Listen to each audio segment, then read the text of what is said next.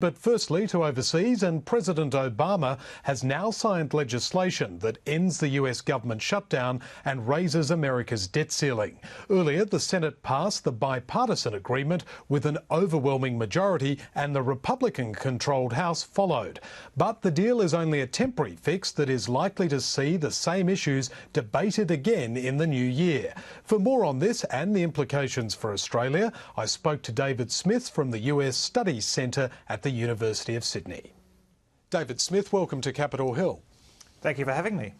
We've seen the Republican Party in the United States virtually take America to the brink over this crisis. They've walked away, though, with virtually none of their original demands. What was the point, do you think? Well, the Tea Party faction of the Republican Party was adamant about doing something, anything, to stop or delay or somehow compromise Obamacare. And that's what this was all about.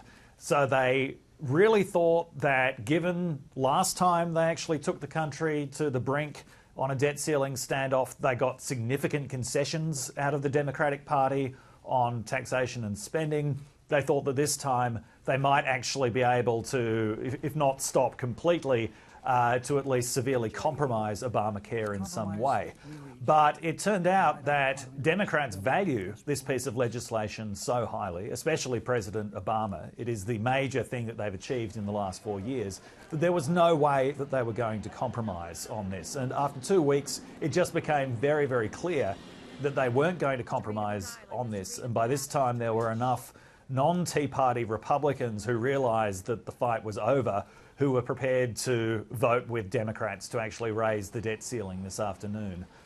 So it was basically a failed gambit on the part of the Republican Party, driven by that Tea Party wing that sees Obamacare basically as the biggest threat that has ever faced the United States. You say that it was a failure by that Tea Party wing of the Grand Old Party, but did they manage to achieve anything in terms of sowing any seeds of doubt about Obamacare? Well, they've actually brought themselves back into prominence within the party. I don't think they're going to be able to hurt Obamacare. There are other things that might hurt Obamacare. There have been all sorts of problems with the way that it's been rolled out, which ironically is a story which has actually been lost over the last 2 weeks because of the drama of the shutdown and the debt ceiling. But what this issue might have done is actually to put every Republican congressman who voted with the Democrats this afternoon in the sights of a primary challenge next year before the midterm elections. This could actually result in a new influx of Tea Party congressmen into Congress next year, replacing sort of previously relatively moderate Republicans who were there beforehand. So in a perverse kind of way, the Tea Party might actually be benefiting from this standoff, even though at the moment it looks like kind of a humiliating capitulation. You say the Tea Party may have benefited, but what about the Republican Party overall? It appears that their approval ratings are at record lows now. That's right. I mean, and a lot of Republican leaders saw this as a very, very dangerous manoeuvre. They remembered what happened last time Republicans shut the government down in the mid-90s, where they suffered very low approval ratings as a result, and that helped Bill Clinton get re-elected. I think, though, that this is not going to stop the Republicans from maintaining control of the House after the next election. The next election isn't for another 13 months. Republicans don't even need to win a majority of votes to win House elections these days because of the way that seats are geographically distributed. So at the last election, Democrats actually received 1.7 million more votes than Republicans, and Republicans still won. Democrats would need to win by about 7% in order to actually take the House, and given that midterm elections tend to have a more Republican lean anyway, that's not going to happen. So there's a lot of short-term PR damage to the Republican Party, but in the long term, this probably won't hurt them that much. But they'd certainly be kind of stinging from this wound tonight. If we could turn to the leading Republican candidates potentially for the presidential race when it eventually comes around, yes. How were they implicated in this episode? Well, Ted Cruz comes out of this looking very good as far as Republican primary voters are concerned. He has emerged as the most kind of pure Tea Party candidate, the man who's taken every opportunity to stand up to President Obama for the Tea Party agenda. And this is something that Tea Party Republicans really appreciate. They trust him a lot more than other high-ranking Republicans like Marco Rubio, who broke ranks with the Republicans to vote for comprehensive immigration reform, let alone moderates like Chris Christie, who they see as a complete traitor for having actually welcomed President Obama to New Jersey when he was offering hurricane relief.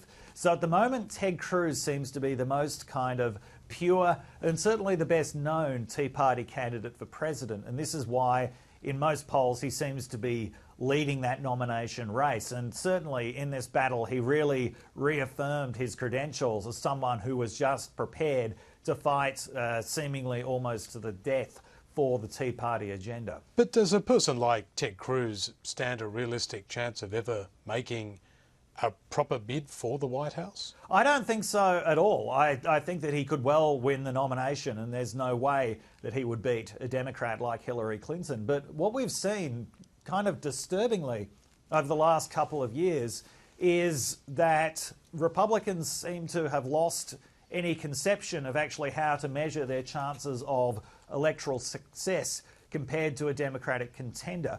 We saw during the 2012 election that right up to about 8 p.m. on election night, the entire Romney campaign was convinced that they were going to win because they thought that the polls were all skewed towards the Democratic Party. At the moment, even though every poll shows the Republicans being incredibly unpopular as a result of this shutdown, you have people like Rush Limbaugh claiming that the polls that he's seen show that the Republicans are winning this dispute in terms of public opinion. There's a real kind of bubble that has developed around the Republican Party that seems to have deprived operatives within that party of the ability to tell when they're actually losing. And it was kind of a fortunate miracle that enough of the outside world actually was able to penetrate that bubble this time around for moderate Republicans to realise that they had to peel off from the rest of the party. Now, in the previous two nominating contests, a relative moderate has won the Republican presidential nomination, but there's no guarantee that that's going to happen again this time around. The Republican Party seems to be becoming more and more Tea Party-ish, with moderates increasingly getting driven out. And if we could turn briefly to the implications for Australia and this part of the world, does this affect the US pivot to Asia?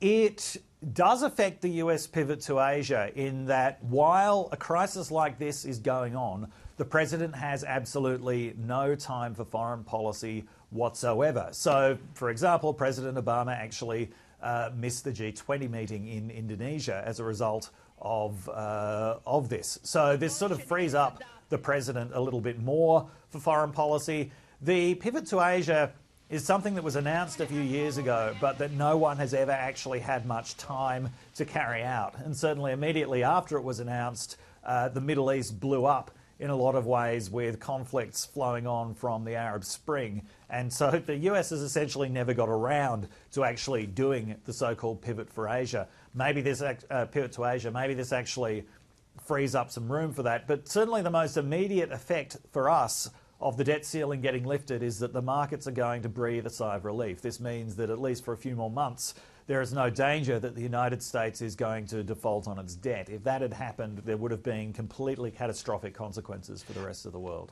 And finally, David Smith, will we see a repeat of this scenario once the current deal expires? Well, possibly. I mean, the current deal only lifts the debt ceiling until February. I would hope not. I would hope that the fact that Republicans came away empty-handed this time means that they're not going to try this tactic again, that they know if they try it again, they will run up against a brick wall of opposition from the Democratic Party as they did this time, and it'll just be pointless and damaging. I would hope that that's the case, but there's no way of knowing whether or not this will happen again. David Smith, thanks you very much for your time. My pleasure.